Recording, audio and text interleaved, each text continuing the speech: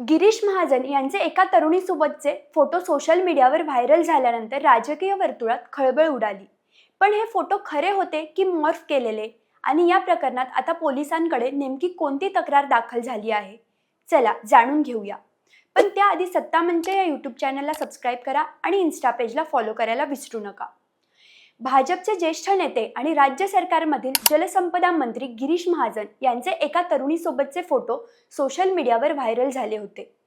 या फोटोवरून आरोप प्रत्यारोपांना उधाण आले असतानाच गिरीश महाजन यांनी हे फोटो पूर्णपणे मॉर्फ केलेले असल्याचे म्हटले होते.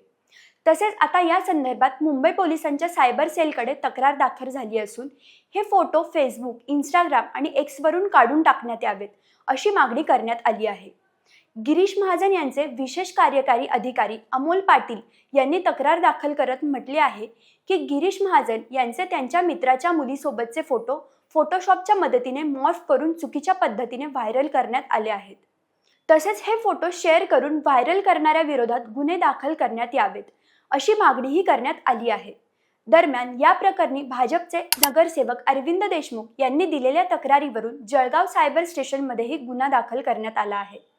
या प्रकरणाचा तपास सध्या सुरू असून फोटो व्हायरल करणाऱ्या आरोपीचा शोध घेतला जात आहे.